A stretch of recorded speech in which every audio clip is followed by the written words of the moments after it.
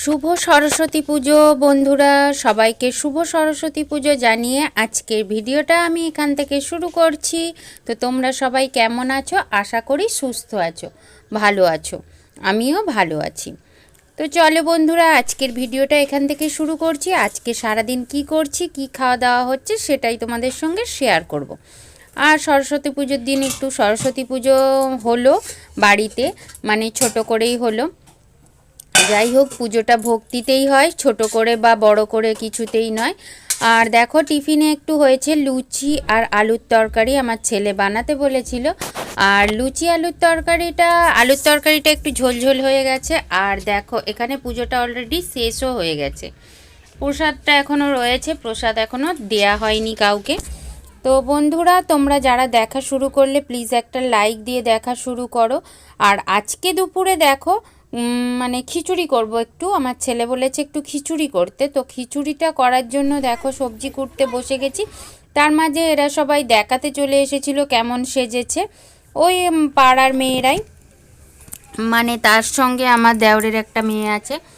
তো এরা সবাই এসেছে। আর এখানে দেখো বিকালবেলা হয়ে গেছে, তোমাদের সঙ্গে আর শেয়ার করা হয়নি যে খিচুড়িটা রান্না করেছিলাম। এখানে বিকালবেলা দেখো আমাদের গোটা রান্না হচ্ছে।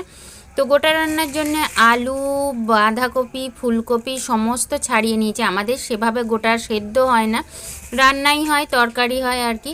আর ডাঁটাগুলো দেখো, লাউ ডাঁটা, পালং ডাঁটা সমস্ত রেখে দিয়েছি। এখানে বেগুন আছে, ফুলকপি, ওলকপি, শিম, বিম কড়াই, আর কি আছে, পালং শাকের ওই ডগার দিকগুলো আছে। তো শাক বেশি দিইনি, ওই বেলা শাকের তরকারি আর খিচুড়ি হয়েছিল। আর এই বেলা সেরকম কিছু দিইনি। আর বিম কড়াইগুলো ভিতরে পড়ে গেছে, তাই তোমাদের দেখিয়ে দিলাম।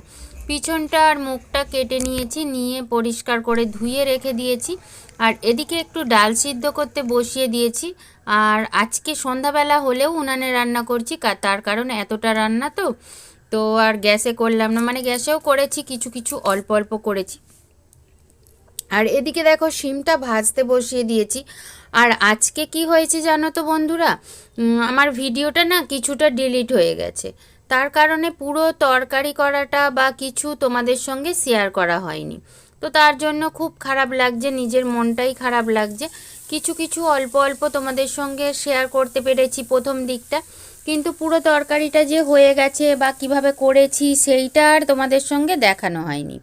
আর আমি কিন্তু বন্ধুরা এই ছোটো কড়াই ভালো করে ভেজে ভুজে নিয়ে আর একটা বড় গামলার মধ্যে মানে সব কিছু দিয়ে আর সিদ্ধ করে নিয়েছিলাম। মানে মশলাটা ছোট কড়াইয়েতেই সেদ্ধ করে, মানে কষিয়ে কাশিয়ে নিয়েছিলাম। তো কথাটাও বেঁকে যাচ্ছে। আর যাই হোক, পুরো ভিডিওটা দিতে পারছি না, তার জন্য না অনেকটা মনটা খারাপ লাগছে। আর তোমরা বন্ধুরা প্লিজ আমার পাশে থাকো। এখন না সেইভাবে কোনো ভিউজ হচ্ছে না বন্ধুরা, কেন হচ্ছে না জানি না। আমি সবার ভিডিও দেখছি, কিন্তু সবাই আমার ভিডিও দেখছে না। তো যাই হোক, না দেখলে আর কি করা যায় বলো, আমি আমার কাজটা ঠিকই করে যাব। দেখো, ওই ভাজা ভুজা হয়ে যাওয়ার পর আরও একটু তেল দিয়ে দিয়েছি তার মধ্যে। আর তেলের মধ্যে দিয়ে দিয়েছি তেজপাতা, 5 ফোড়ন, শুকনো লঙ্কা, আর পরে একটু গোটা লঙ্কাও দিয়েছিলাম। তো যাই হোক, দিয়ে নিয়েছি। আর এইখানে দেখো আমি একটু মিক্সিতে বেটে নিয়েছি।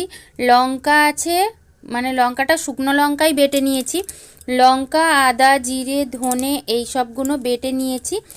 আর এর মধ্যে দেখো মশলাটাও দিয়ে দিয়েছি। মশলাটা দিয়ে আর মশলার জায়গাটা ধুয়ে একটু জল দিয়ে দিয়েছি। তো প্রথমেই তো বললাম মশলাটা কষিয়ে নেব এই ছোট কড়াইটার মধ্যে।